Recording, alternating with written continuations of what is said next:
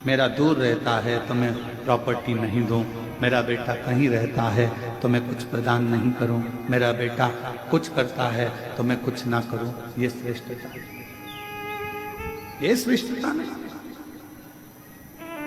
शिव महापुराण की कथा कहती है, इसी को विश्वास करते हैं जैसे एक माँ ने अपने बेटे पर भरोसा कर लिया, भले कहीं पर भी रहे पर मेरी प्रॉपर्टी मेरे बच्चे की है, मेरा गोल्ड मेरे बच्चे का है।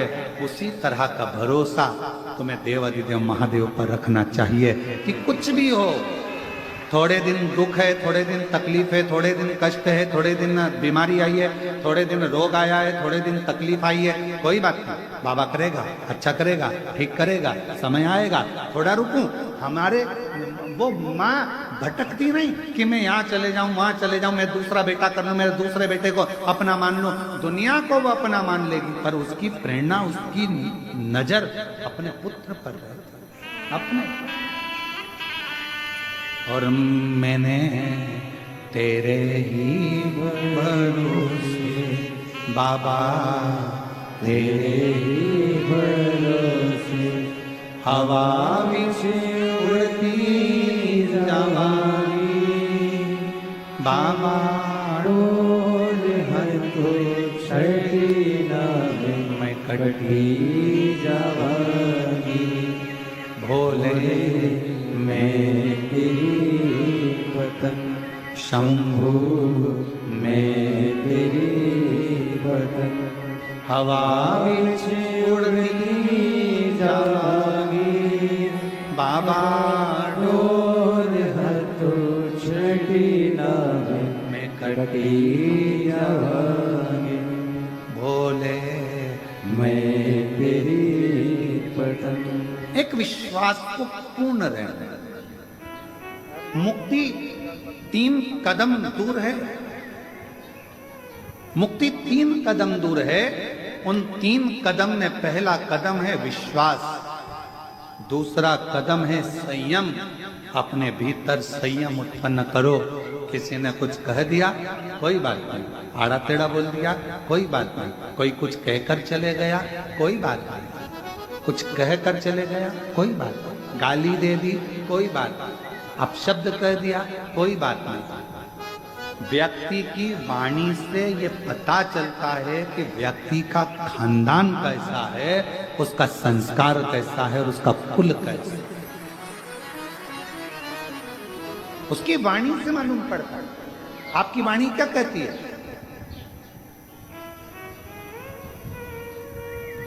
आपका वाणी का कर्म क्या कहता है? आप कितना कोस रहे हो, कितनी गालियां दे रहे हो, कितना अपशब्द कर रहे हो, कितनी बददुआ दे रहे हो, कितना आड़ा टेढ़ा कर रहे हो, ये आपके ऊपर निर्भर करता है कि आपके कुल में, आपके खानदान में, आपके परिवार में, आपके माता पिता का, आपके बुजुर्गों का संस्कार कैसा रहा होगा। जो आपके मुख से किसी के लिए अपशब्द क्यों निकले, क्यों गाली निकले, क्यों आड़ा टेढ़ा निकले, क्यों अपशब्द, क्यों बद्दुआ, क्यों शब्द ऐसे निकले, कहीं ना कहीं हमारे पूर्व का संस्कार ठीक नहीं था, इसलिए वाणी से झलक गए। वाणी से क्या झलकता? एक घड़े में दूध भर दीजिए, घड़े को लेकर चलोगे तो क्या झलकेगा? पानी की दूध, जम के तो बोलो दूध। अगर उस घड़े में तेल भरा है तो तेल झलकेगा, अमृत भरा है अमृत झलकेगा, खीर भरी है खीर झलकेगी, उसमें घी भरा है तो घी झलकेगा, उसमें जो भरा हुआ है वो घड़े में से झलकेगा। आपके अंदर क्या भरा है? जब आप बोलते हो तो वो झलकता है कि आपके अंदर क्या भरा पड़ा, क्या भरा पड़ा, वो झलकेगा। आप गाली दे रहे हो, अपशब्द कह रहे हो, ताना दे रहे हो, बद्दुआ दे रहे हो, आड़ा टेढ़ा बोल रहे हो, आपके अंदर जो भर रखा है वो सामने वाणी के रूप में झलकेगा, सामने प्रकट होगा, प्रकट।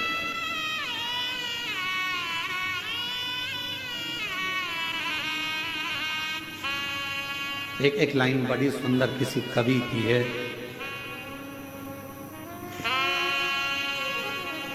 बेवक्त बेवजह बेहद मुस्कुराता रहता हूं, बेवक्त बेवजह बेहद मुस्कुराता रहता हूं, आधे दुश्मनों को तो मैं ऐसे ही मार देता हूं। केवल मुस्कुरा के उसके प्रति समर्पित हो जाए, एक विश्वास को प्रबल कर दे।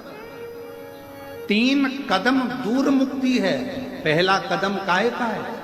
जम के बोलो, विश्वास का। दूसरा कदम कौन सा है? संयम का।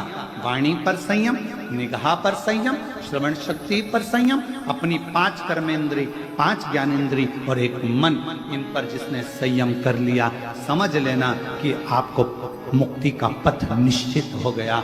मार्ग सुलभ, मार्ग सुलभ। एक पत्र आया है, देखिए। मेरा नाम श्रीमती चंद्रकला प्रकाश चंद जी छाजेड़, मैं मनमाड़ की रहने वाली हूँ। कहीं बैठी हो तो हाथ हिला सकती हैं। मनवाड़ की है। कहीं बैठी हैं? अच्छा, उधर हैं क्या? कैमरे में दिख रही हैं? इधर दिख रही हो तो हाथ हिला दो एक बार। मैं मनवाड़ की रहने वाली हूं, हाथ हिला दो एक बार। आ जाओ, एक बेलपत्र ले जाना, आ जाओ। मैं बाबा के चरणों को प्रणाम करने आई हूं। मेरे आवाज 2 सालों से चली गई थी। 2 साल से मैं बोल नहीं सकती थी, निपट गूंगी हो गई थी, आवाज चली गई थी। मैं आपको नहीं जानती, आपको नहीं पहचानता। किसी के कहने पर किसी ने कहा कि पंडाल में बैठकर कथा को सुनो। अगर बाबा कृपा कर दे और वहां की मिट्टी मिल जाए तो उसको कंठ पर लगा लेना, शिव जी को जल चढ़ाना, बेलपत्र चढ़ाना, वो पाना। बाबा से विनय करती, पर आवाज मेरी आई नहीं। ऐसा करते करते समय निकल गया। फिर किसी ने कहा बेजापुर में कथा हो रही है। कब थी बेजापुर में कथा? जम के तो बोलो। अभी कितने दिन हुए बेजापुर की कथा? लगभग 4-5 दिन ही बेजापुर की कथा को अभी हुए होंगे। बेजापुर में कथा हो रही है, वहां श्रवण करने के लिए मैं चली गई और वहां की बेलपत्र को मैंने मंगवाया किसी से और हाथ जोड़कर प्रार्थना करी कि मैं बोल नहीं सकती, लिखकर पर्चा दिया और बेलपत्र ला दो। वो बेलपत्र मैंने पंडाल में बैठकर ही खा लिया। श्री शिवाय नमस्तुभ्यम अंदर से बोलने लगी। बाबा की मिट्टी को अपने गले में लगाने लगी। मैं बाबा का क्या धन्यवाद दूं गुरुदेव। मेरे बाबा ने दूसरे दिन ही मेरी आवाज खुल गई और मुझे बोलना आ गया। मैं बाबा को धन्यवाद देने के लिए आई हूं, यहाँ बाबा को प्रणाम करने के लिए आई हूं।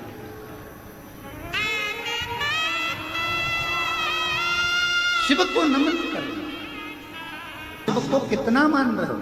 3 कदम दूर मुक्ति है।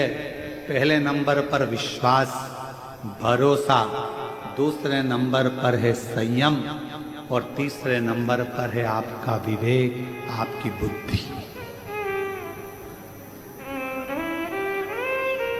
आपका विवेक, आपकी बुद्धि।